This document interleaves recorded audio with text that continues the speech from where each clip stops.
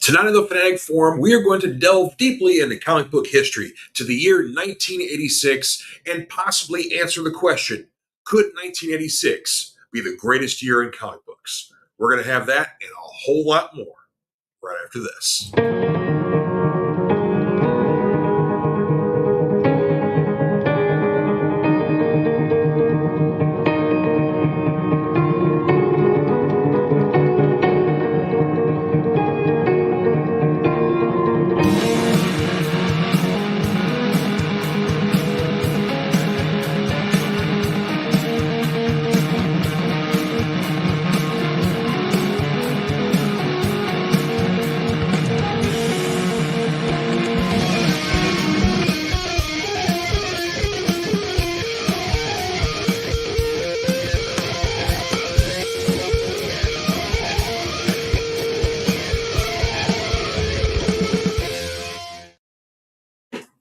Hey everybody, happy Friday and welcome to the Fanatic Forum. I'm your Fanatic and host George Buehler. Hope everybody's having a great one out there so far and had a good week. It's been a little warm out of these parts of the country here in Elizabethtown, Kentucky. So yeah, it's been a little scorcher here, but hey, I like the heat. I don't mind, so that's okay. Anywho, so of course our big topic for this evening is, could 1986 be the greatest year in comic books? There's a lot of history to delve into and a lot of prime books that came out that year that we're going to focus on a little bit as well. But of course, a lot of stuff going on in various geek realms and what else. We're going to cover a little bit of news here. First off, of course, this is the week that Ahsoka has premiered on Disney Plus. We got our first 2 episodes this week. I'm very impressed. I've really enjoyed the show so far. Of course, if you follow the Clone Wars cartoon, if you follow the Rebels cartoon, you're basically visiting with some old friends here. So if you need some catching up, I highly recommend checking those out. And actually, Disney Plus was good enough to kind of do like a Ahsoka playlist. So you can have kind of like some best of on there. So yeah, that kind of is a little bit helpful, I think, for newer fans and whatnot. So yeah, at least give you the important episodes of what you might need to know when you get into the live action show here. But yeah, it's just really cool to see all these Rebels characters now in a live action format here. So yeah, some very, very good stuff here. A lot of Star Wars fun there. A couple of downer things here. Of course, you may have heard from movie news here that Dune, which was going to be coming out in November of this year, which is the second part of the Denis Villeneuve movie, unfortunately has been delayed. I guess it's kind of due to the actors and writers strike. They weren't 100% clear as to why, but basically that looks kind of like the case, that unfortunately we are, going to get some movie delays here, and I got a feeling this is not going to be the last one. But unfortunately, I think it's now delayed till March for 2024. So hopefully, the Marvels will not be affected, which is supposed to be coming out in November as well. Trying to think, we've got a few other decent things coming out, like close to Christmas or around Christmas or whatever else. So yeah, so. Fingers crossed that's our only film delay, but we shall see. So next up here, of course, the wrestling world has been absolutely rocked this week here. Earlier in the week, we heard about the passing of wrestling legend and icon Terry Funk. He was 79 years old. Of course, he had been suffering from dementia the past few years, had been under care of his daughters for those number of years as well, basically living at home, but under medical care and under their care. But yeah, he finally succumbed to dementia. But what an absolute icon in wrestling. This is a man who basically has been actively wrestling, been wrestling since like the early 60s, but really was made his star in kind of the 70s, then going into the 80s as well. But every time, it almost seemed like he reinvented himself. In the 70s, he was much more collegiate, teaming up with his brother. And then basically when he went single, he started getting in a little bit more of the nastier kind of villain sort of role, a little rough and tumble, a little crazed, whatever else. But then there's a lot of people may remember him in the 90s. If you're a WWE fan, his brief stint there as the character Chainsaw Charlie, when he teamed up a lot with Mick Foley, who was then Mankind or Cactus Jack. Uh, he had a brief stint there, but he's probably best known for his role in ECW and really in their early days, helping them kind of bring them to the spotlight in the national circuit and just doing some outrageous, crazy, hardcore stuff. I mean, really, there is no hardcore deathmatch wrestling without Terry Funk. But this is, like I said, a man who's had such a fantastic long career, but it is still sad to see him go. But yeah, so 79 years old. We heard about that earlier in the week. But then just yesterday, the wrestling world was rocked once again, this time a much more shocking and unfortunate death. The passing of Wyndham Rotunda, better known as Bray Wyatt, who was only 36 years old. It was it was announced yesterday, and then there was, of course, a lot of speculation, a lot of questions. So the family decided to at least release a cause of death, so there wasn't any question about it. This was a heart attack he had. Apparently, Bray had contracted COVID last year, and that really kind of exacerbated a previous heart condition he has already had and has dealt with for a number of years. COVID made it worse, and so he did come back to the ring, but you can kind of tell that it wasn't quite 100%. And that was very much the case. He was really struggling to put on good shows, and so basically that's why he had to take some time off to try to heal a little bit more, rehab that, and try to get back to full strength. And it seemed even as early as like a couple of weeks ago, we were hearing reports that he was doing a lot better and we could be seeing him in the near future. And then, of course, we were just devastated with the news that reported by his father to WWE corporate that basically Bray had passed away from a heart attack at the age of 36 years old. So that's absolutely devastating. Of course, this is a guy who's had numerous characters within the WWE. I can't remember when he first started out as, but then later on kind of became Husky Harris and was a part of kind of the original NXT, which was more of kind of like a reality show, competed in that, was cut, but then later on came back with a group called the Nexus, and they were the kind of some of the original members of that group and basically members of like the NXT show, kind of striking back at WWE for making them look like clowns and trying to take them as a serious, basically as a serious organization. He was with that group for a short period of time, got cut, went back to developmental, and that's where he started developing the Bray Wyatt character. Originally, it was kind of more of a spiritual, kind of a backwoods preacher sort of thing like that, a little bit built off of the character Robert De Niro played in Cape Fear. With a little bit, kind of something spiritual and kind of something a little mystical thrown in there as well. But that was basically the Max Cady character from Robert De Niro played in Cape Fear, the 90s version of the movie. That was a very big, inspiration for the character. And of course, Bray would, go through a lot of metamorphosis over the years, especially after he got put up to the main roster. But yeah, so just a very creative, very innovative sort of guy when it came to movements that he would do, but also for his characters he would develop and plot lines and just ways to, reinvent himself and whatever else. So very creative guy. And it's heartbreaking to see such a young guy go so quickly to see what he could have done in the future.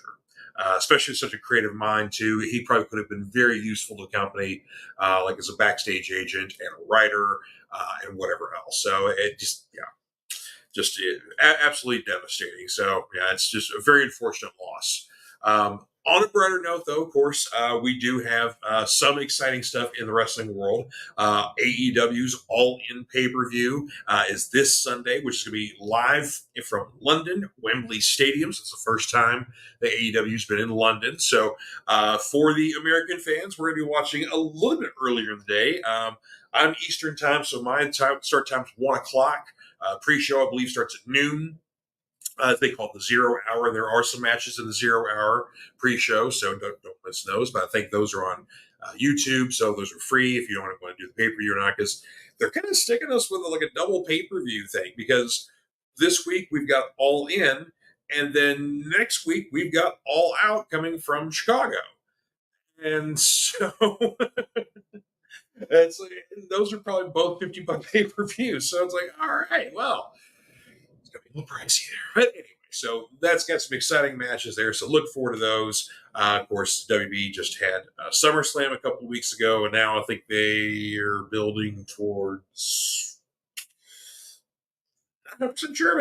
So they got stuff going on. So, but of course, tonight's SmackDown on Fox is definitely going to be a probably very Bray Wyatt centric show, doing a tribute show to him, I'm sure. So, 8 o'clock Eastern is that start time in there. So, tune into that. So, I'm sure there's going to be lots of stuff for Bray Wyatt fans there, and a general celebration of his life. Anywho, let's change subject now. Moving on to comic books here, because got lots of new books to talk about, and then we'll talk about some old comic books here. All right, so first off here, of course, Marvel has been doing a lot of their facsimile reprints here, which has been really cool. You get to see basically a classic book, sometimes a very important key issue that is normally very expensive. You can purchase it for $4 or wherever the case may be, but they actually reprint everything as is, ads and everything like that. And so the newest one for this week is the very important Spider-Man 300. This is literally the last time you see Peter Parker in the classic black suit, but this is the birth of Venom. So, if issue 299, you kind of get a little bit of a cameo, a little bit of a teaser. But in this one here, 300, this is full-on Venom here. So this is where he was born. Created by Todd McFarlane in 1988 is when this was originally published here. So this has just come out this week here. This also has a foil variant version. So if your local comic shop still has some of those, pick them up, because I'm sure they're going fast. I know they are over at Clobber & Comics where I work. So, so there you go. You can pick that up this week. And then since we're talking about Spider-Man here, issue number 32 of Amazing Spider-Man just came out this week as well. This starts up a brand new storyline here. We've still got Zeb Wells, of course, writing. And then Patrick Gleason has done the interior art. Of course, that can't go bad there, because I love Patrick Gleason stuff here. But this storyline unites the Queen Goblin, who is basically the physical embodiment of all the sins and evil of Norman Osborn. And then this is Kraven the Hunter, but not the original Kraven the Hunter. This is his son, who basically looks exactly like Kraven the Hunter, has a little bit the same power set, maybe a little bit more, and is just as crazy and loves hunting things and wearing dead animals. So basically, just the same Kraven the Hunter. They have teamed up to be basically to hunt Spider-Man and essentially to put the sins back in Norman Osborn, so Queen Goblin can kind of, live her life of, religious fulfillment or whatever she wants to do with that. So, interesting ending to that issue as well. So, nice big tease there. But so I'm just, again, Spider-Man's really been kind of killing it lately with Zeb Wells writing the book, and the art's been kind of, no disrespect to the great John Romita Jr., but it hasn't been the best. But then when we've had Ed McGuinness during the book, that's been fun. Patrick Gleason's on the book right now. Enjoyed that as well. So as long as we keep that interior art going well, then I'm happy. But I've really enjoyed Zeb's writing on Amazing Spider-Man. So definitely worth picking up. Our next good pickup here, the end of another era here, Captain America's finale issue here. Of course, this would be probably Legacy issue number 751, since we just had the Captain America 750. But this is the end of the Kelly and Lansing run of the book, otherwise known as the Hive Mind. I've really enjoyed their whole struggle with this group they've created called the Outer Circle. Basically, kind of the real organization that really runs the world, sort of things like that, and they're tie-in with Captain America's origins and what his true origin should have been, had basically the S.H.I.E.L.D.'s creator not rebelled against the outer circle. But yeah, a lot of awesome espionage and Vader's era kind of fun stuff here. Of course, we did see that Sharon Carter has now taken on the role of the Destroyer, so a classic World War II era villain, one of my favorites. So, of course, she's going to add a new level of this. But this is kind of the finale, of course, wraps things up for the Lansing and Kelly run of the book, and then kind of gets us not quite set up for the Straczynski run that starts up here in a couple of months, but at least kind of clears the board, so to speak. So we'll see what is next for the next run of Captain America, which is coming up, like I said, in a couple of months with J. Michael Straczynski writing the book. So can't go wrong with him. Fantastic writer. So I'm curious what his take on things is going to be. A new #1 this week, and one I've been very much looking forward to, The Immortal Thor, brought to us by the great Al Ewing. Love this guy here. And then Martin Kokolo, hopefully I'm pronouncing his name correctly, does the interior art. Of course, Alex Ross does the cover here for the main title. This is bringing us back to a classic-looking Thor here. But, of course, we are dealing with some bigger problems at stake here. I really don't want to spoil too much about it because this is so good. If you are a classic Thor fan here, and of course, if you really enjoy Al Ewing's writing, especially his run on Immortal Hulk, which was amazing, this has got a very similar treatment here where you got a very, and I don't mean like as a horror story like how Immortal Hulk was, but basically we've got a lot of quotes, basically a very kind of a bit of gravitas added to this title here. But yeah, so we get some basically return of the Rainbow Bridge, kind of return to some classic look to Asgard, to Thor himself, the repairing of Mjolnir, bringing kind of order back to things. But just as that's happening, we're dealing with some old problems. And when I mean old, I mean older than Thor's grandfather kind of old stuff. So yeah. Again, don't want to spoil too much, but good Lord, this is gonna be a fun book here. Of course, this one being a #1 has a lot of different variants, but one I could not pass up. This is Martin Kokolo's cover here for Immortal Thor, but this is a foil variant here, so you see it's shiny, very shiny. So yeah, couldn't pass one up. That was gonna be awesome. So yeah, looking forward to a lot more from this run here. So yeah, I'm happy. I've got one selection from DC this week. Of course, we did see some more Night Terror stuff.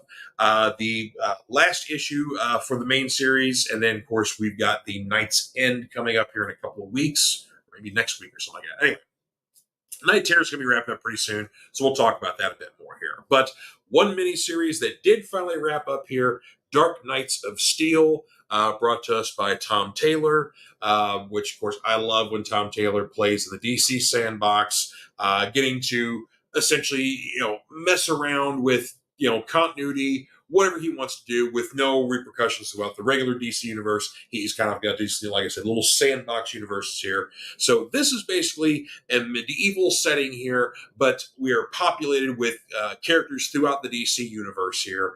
And this wraps up, of course, the series had a lot of delays for whatever reason. I think COVID initially played a little bit into that, but then whatever else. So this should have been a year-long series, and it was almost closer to 2 years. So now basically it's all finally out. You can experience it for yourself here, but highly recommend it. Really good writing here. But again, yeah, just classic DC characters in a medieval setting here. And there's some fun surprises and little twists in there as well. Some characters are not who you think they are. It's just, again, a lot of fun. Really enjoyed that. Then we've got a couple of independents here, actually both from Image. You guys know I've been jazzed about this series here, but this is the second issue of Big Game. This is a 5-issue miniseries, a crossover of the Millar World universe, which incorporates pretty much everything Mark Millar has written for Image Comics over the decades. He's written a lot of stuff here. So this would include known properties like Kick-Ass, The Hunt of the Kingsman, Wanted, Jupiter's Ascending or Jupiter's Legacy, all that sort of stuff like that. But yeah, anyway, what we're dealing with here is that in the late 80s, basically all the villains got together and killed all the superheroes, wiped them out, made everybody forget they were superheroes. Flash forward to the modern day, we're getting more superheroes again. And so now this organization of villains once again realizes we got to do the job again and kill all these heroes and save the world once again without anybody knowing we're doing this here. So this is a very bloody issue. Basically, there's a couple of various popular titles that Mark Millar has written recently that you see these characters get slaughtered in this issue. So this is a very high body count issue here, but I have a feeling I kind of know where some things are going here. So, this may not be permanent deaths. I don't know, but either way, if it is, it's going to be very interesting because, again, a lot of hero body count in this issue here. Next up on the list, on the flip side of things, getting into the spooky stuff, this is issue 3 of The Tenement.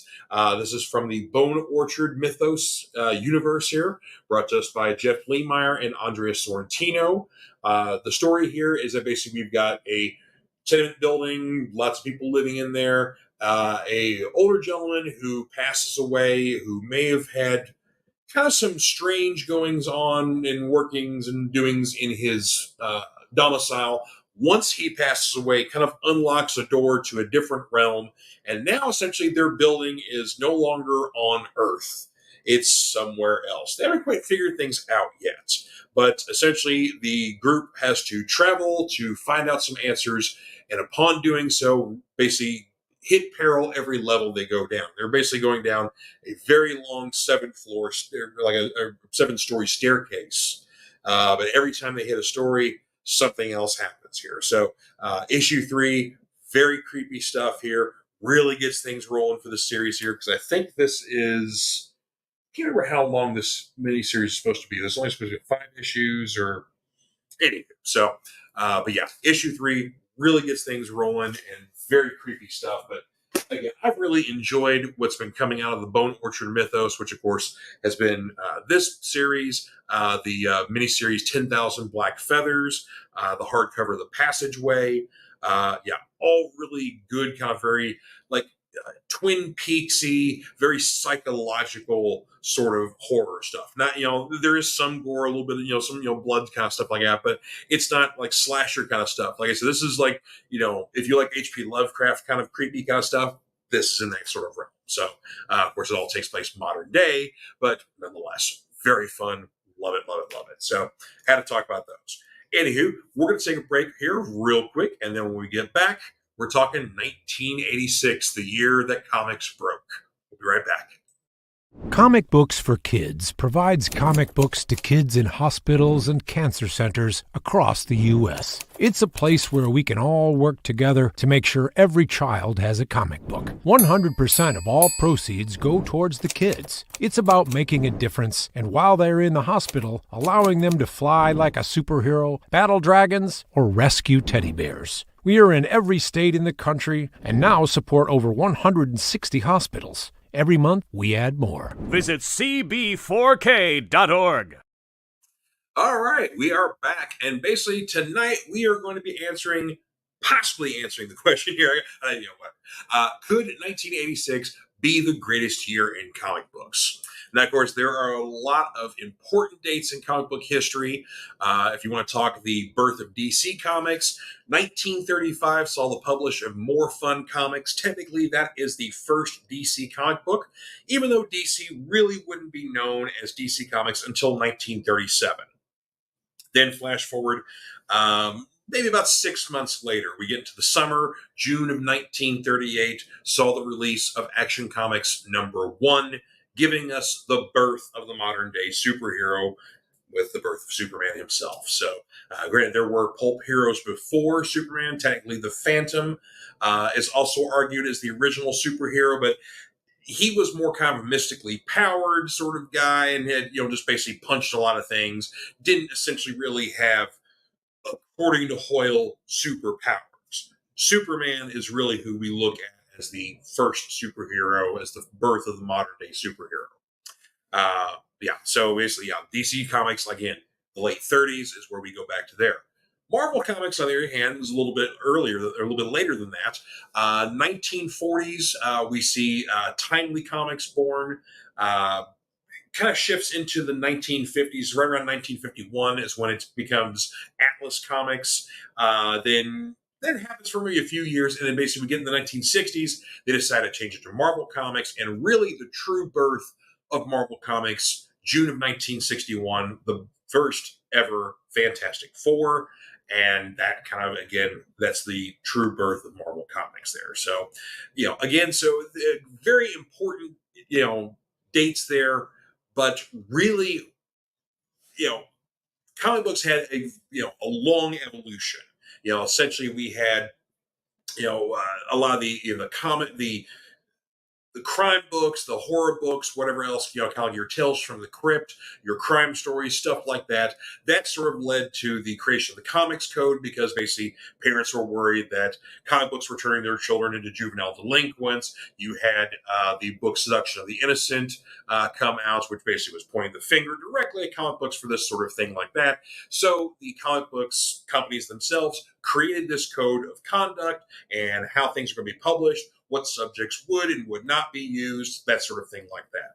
That sort of went away in the 1970s. So then basically, that sort of opened the door for supernatural stuff to come out again. Basically, you saw things like Ghost Rider, Morbius be born in those times, Swamp Thing, those sort of, supernatural themed characters.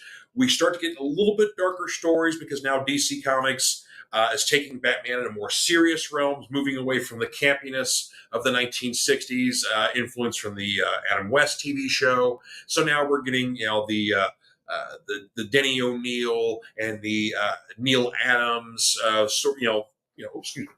pairing. So, we're seeing a little bit darker sort of things like that. But really, 1986 saw the that was the year comic books grew up. We saw some very pivotal stories come out that grabbed a hold of the attention of the media in ways that hadn't really been before. Basically, the media had always still looked at, even when comic books started getting popular, especially Marvel's big heyday in the 70s, when college kids were really kind of grabbing onto the books and pop culture exploded for them. They still looked at it as a kid's sort of thing, and it was embracing a childhood sort of stuff like that. Trying to push off the horrors of the Vietnam War, those sort of things like that. So, but 1986 really saw comic books start to be embraced in pop culture as a serious avenue, as something that a general audience could pick up on. If you normally read comic books, you would read some of this stuff because, man, this was not like other books that had come out before. So, we're going to delve into a few of those books here tonight. And let me tell you, there's some just absolute classics on here. And first and foremost, I got to get to probably, for me, the most important comic book of the 20th century, Watchmen, brought to us by Dave Gibbons and Alan Moore. This, you can't get any better than this. You get some deep satire and commentary on basically the world of the 1980s, popular culture, the superhero tropes of the time, and where we've been, where we're going. Just a thorough examination on this stuff, all basically thrown into this murder mystery story. We have a superhero that is killed at the beginning of the book, and his former teammates are investigating his murder, and basically the rabbit hole we go down in this book here. This was originally a 12-issue maxi series that came out, and it was like, different format too. It was like cardstock. These were printed on. So that you knew like this was something a little serious, something a little more different.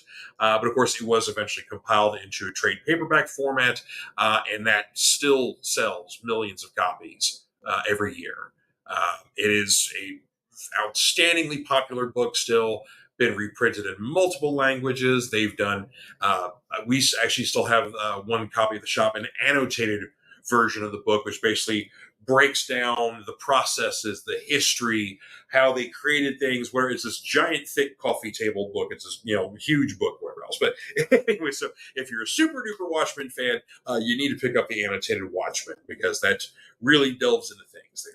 But yeah, this is a book I revisit at least once a year, and every time I read it, I find something new in it, or it changes for me. If you read it when you're young, Rorschach is a cool character. He's kind of the Batman guy. He's awesome. He's the rough and tumble, dark, grim guy. And then as you get older, you realize, oh, he's a, schizophrenic, racist, very backwards person, very, very troubled, and kind of maybe gets what's coming to him at the end of the book here. So you're again, perspectives change throughout your readings of this throughout time. So yeah, just a very, very important book here. And again, this kind of really led the charge with changing the way people do comic books, changing even how they're drawn, getting from the panel things or breaking the panels, just all sorts of things. This Watchmen changed the game, absolutely. Then we have basically another twofer here, basically of Batman stuff here, because we have the release of Frank Miller, Klaus Janson, and Lynn Varney's Batman: The Dark Knight Returns. This is a story that takes place in the far future, where basically Bruce Wayne has kind of since retired as Batman, but there are these kind of mutated gangs or whatever else that are sort of taking over Gotham, wreaking havoc, and sort of kind of bring him back into the game. But in doing so, he kind of unravels further things. Maybe there's some government plots that kind of keep Gotham down and keep everything subjected and dirty and whatever else. We also get a fantastic Superman Batman fight in this series as well. So, but this definitely introduced a very dark, very grim Batman. This is not a killing Batman here, but this is definitely a much older, kind of disenfranchised with the whole mission sort of thing like that. Very grumpy sort of guy, but yeah, a Batman like no one had ever seen before at the time. Also, we get a new Robin who is a young lady, so that's a bit of a change there as well. So yeah, this was a self-contained storyline that did not fit into DC continuity properly. They still kind of say it may be in some far future, but this is outside the regular DC continuity here. But again, changing the game with how books were done, with depictions of characters, whatever else. So a very important storyline. But also this same year, we also get another Frank Miller classic within the confines of the regular Batman series. Batman 404 sees the first part of a 5-part series, Batman Year One. This is brought to us, of course, by Frank Miller and David Mazzucchelli. This is literally the origin story of Bruce Wayne and Batman. We had seen kind of, of course, the Detective Comics 15, 27, good Lord. Detective Comics 27, which saw the first issue of Batman, saw a little bit of his origin, but this delved into it a lot deeper. They basically showed the night at the theater and kind of the events that led them to what they went down the alleyway, and basically leading to the Waynes being first robbed and then both murdered, with Bruce sitting there with the corpses of his parents. We see kind of the birth of the journey that Bruce goes on for his first basic mission of vengeance, and then going into kind of morphing that into justice. So we see against the beginnings of all that, and then literally we see the first year of Batman. And just again, a fantastic storyline here. But again, a dark, grim thing. We had already seen a darker Batman already, but this just kind of turned it up even further here. And of course, giving us a very important story that we had never seen before. So again, DC was, a very important year for them in 1986. Another one we definitely have to talk about, Superman, Man of Steel. This started out as a 4-part miniseries leading into a regular series just entitled Superman. This is the beginning of the John Byrne era of the book. Arguably, this is probably, and of course, Dick Giordano doing the art as well. This is arguably probably one of the greatest runs of Superman ever. It lasted for almost, let's see, somewhere around 15, 20 years, because basically John Byrne's runs for a while, and then you basically kind of got, you know, a little bit of piece of, kind of, modeling after his run, whatever else. But his influence lasted really up until the beginning of the New 52 run of Superman, which started in the late 90s, early 2000s. This basically saw a bit more of a depowered Superman. He wasn't, completely the perfect, do anything, nothing can stop him sort of guy. Basically all he had to do was worry about kryptonite. So he was still very much Superman, but just, again, a little more humanized, a little more depowered, getting into a lot more of the human relationships with the people he works with, both in the Daily Planet and, of course, within the Justice League itself. And also you get a much more sinister Lex Luthor coming out of this run, and really kind of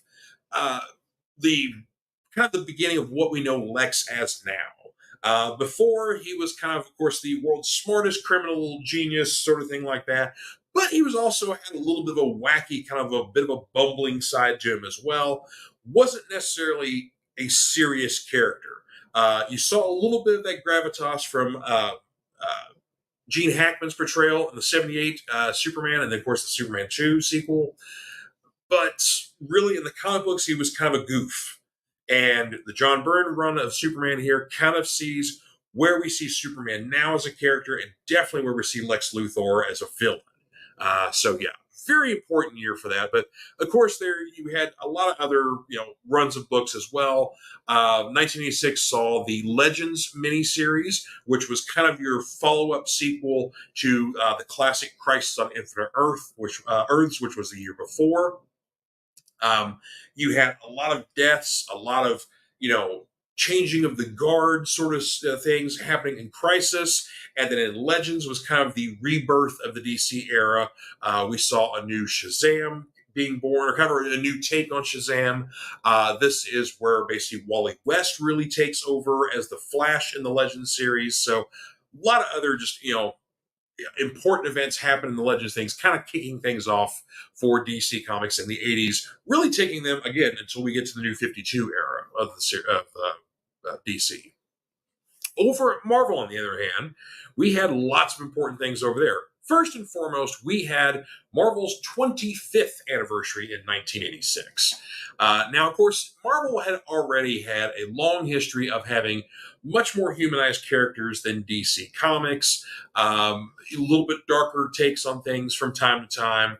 But again, it was kind of, different than DC, but also, a bit, kind of run of the mill. We've had some changes in things, whatever else. So this was Marvel kind of saying we need to get back to some basics on some things, and we also need to make some major changes to other stuff in other areas. So one of those getting back to basics sort of things sees in Fantastic Four 296. Now, of course, through Marvel's 25th anniversary, each book that was released by Marvel Comics in the same month, I think that was November, so this would have been basically for the September solicitations. All had this banner, basically, of course, you can see the 25th anniversary logo at the top there, but this kind of all-encompassing banner of all the heroes of the Marvel Universe surrounding. You had a center image there with basically an important character or villain or whatever else that was important to the series, or usually it was just the star of the series, whatever else. But they all kind of had this unifying look there. And of course, a lot of collectors still want all these issues, or just, whether or not they read the series, they want to have this 25th anniversary book here. But this was monumental because Benjamin Grimm, the Thing, had been out of play for a while, been doing other things in his own series. Sometimes he wasn't even in his own Rocky appearance. This was all in effect from the Secret Wars miniseries, the 12-issue series that saw lots of changes, especially the birth of the Black Suit, essentially technically the birth of Venom, if you want to get into great details in that one here. But the Thing had not been a member of the Fantastic Four for a number of years. He had been replaced by She-Hulk after he left the team, so there was still some muscle, but it was a different kind of muscle. This issue 296 sees the return of Benjamin Grimm as the Thing, and sees a lot of changes to the Fantastic Four going forward here, kind of getting back to the family, getting back to basics of things here. And of course, we had a lot more fun storylines going on as well. But a reuniting of the first family for Marvel's 25th anniversary seemed apropos. Getting into some darker stuff, though, we had first off X-Men number 210. This basically is the beginning of the Mutant Massacre storyline, which we've had some big X-Men storylines before. We've had some deaths before, but not at this scale. This basically saw the death of most of the Morlocks. We saw the maiming of the Angel that eventually gave us the Archangel character as a result.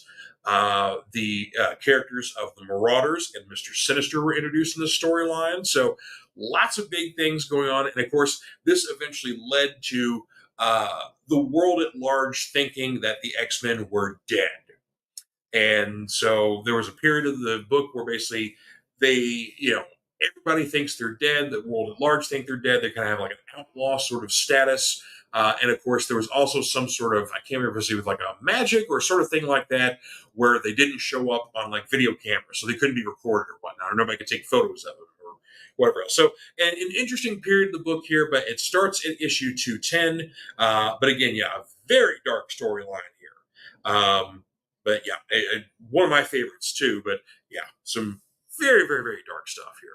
On a brighter note, though, this also saw the birth of X Factor, which was the reuniting of the original 5 X-Men in a new title here. This also saw you basically saw that Cyclops had a son with Madeline Pryor, who he thought was Jean Grey, kind of her very good look-alike, and then it turns out it wasn't, and the original Jean Grey comes back. So, little awkward. Basically, he's working with his ex, but he's got a new girl, and they have a son. So,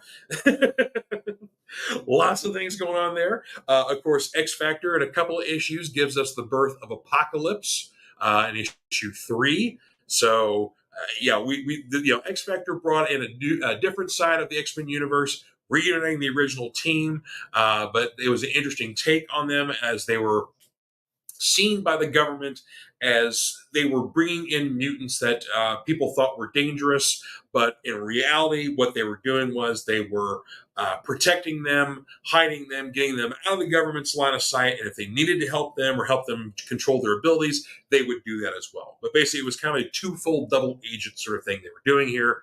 But again, we saw another reuniting of a great family within the Marvel Universe here. And a nice contrast to the darkness that was going on in the Uncanny X-Men series. So that was a nice there. Another very important and one of my favorites of the 1980s here, Daredevil 227, the beginning of the classic Born Again series. And we will see an adaptation of that, hopefully. I mean, it's supposed to be next year on Disney Plus, but with the writers and actor strike, it might get delayed. I don't know, but this is kind of what the Daredevil series coming up for Disney Plus will be based on. Wilson Fisk figures out and gets the identity of Daredevil as Matt Murdock and uses this against Matt by basically sicking every single villain he can on him and threatening to release this identity to the public, ruining his career and whatever else. So what this ends up resulting in is a absolutely brutal knockdown, drag out brawl in the finale between Fisk and Daredevil that is yet to be rivaled. And of course, this is still within Frank Miller's run of the book here. So we've got, Frank is very busy this year, 1986. But we've got, some very, dark, heavy stuff here in Daredevil. Again, we've seen some darker stuff with Frank Miller's run, of course, with the introduction of Elektra, introduction of Bullseye, eventually the death of Elektra in that run here. But he turned things up for Born Again, and it all started here in this issue. Very monumental and important thing there. So, but get back into the full screen here. But again, so Marvel and DC both had, some very, groundbreaking series, changing the way things were done, really kind of hammering home the fact that comic books were no longer for children. But one particular book that wasn't published by Marvel and DC, that could not be, I would probably say, may actually be more important than Watchmen or any of the others I've talked about tonight here. And that is the Art Spiegelman classic Mouse. This, of course, has shown up a lot recently in the public and in the media because it has been banned by a lot of schools and by a lot of libraries. That is unfortunate because this is essentially as it says here, a survivor's tale.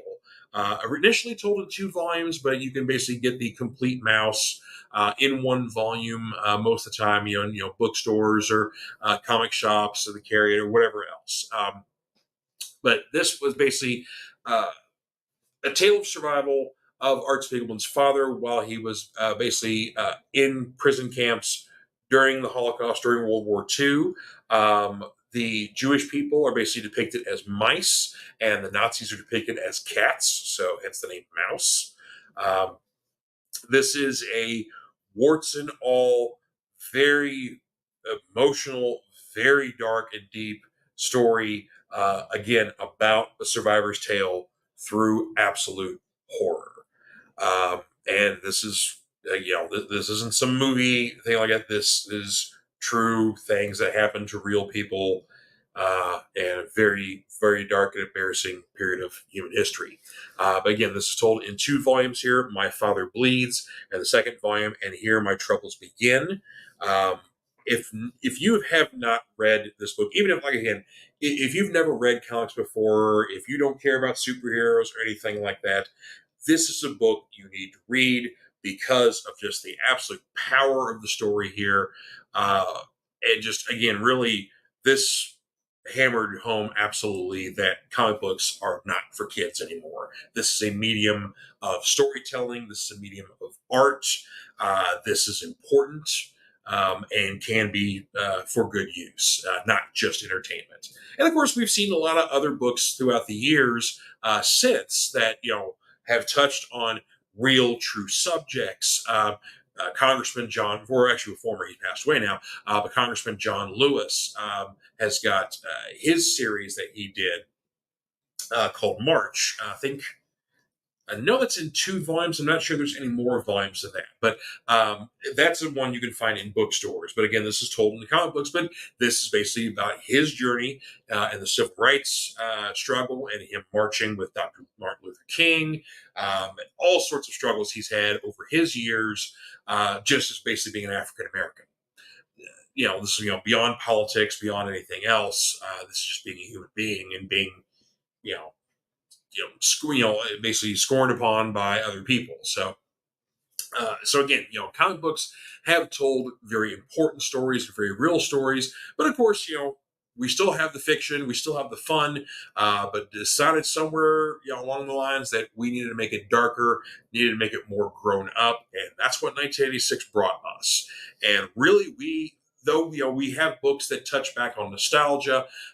We have some kind of fun, more accessible general audience sort of books, maybe things that are specifically made for children. But generally, since 1986, comic books now really have been marketed for an older audience. Your general books now have serious adult issues, current topics within, social atmospheres, within political atmospheres, whatever the case may be, whatever the topic of the day may be, comic books will touch upon it, even though we're still dealing with people in spandex and superheroes and stuff like that. Just a very fascinating turn of events that really hasn't changed. Comic books have stayed dark, they've stayed grown up. Again, like I said, you have other series that will be purposefully lighter, be purposely marketed towards children, but those are exceptions to the rule now. So, very interesting stuff here, but yeah, so there you go. So, were there any other books of 1986 that were important to you that maybe I haven't touched upon here.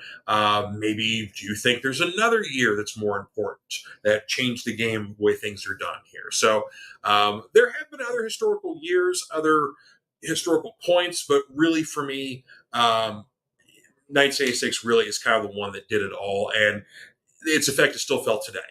So I just, I don't see, while we've had other innovations within the industry, massive changes, especially with computers now, with digital printing, digital art, now with basically AI art we're seeing now more recently.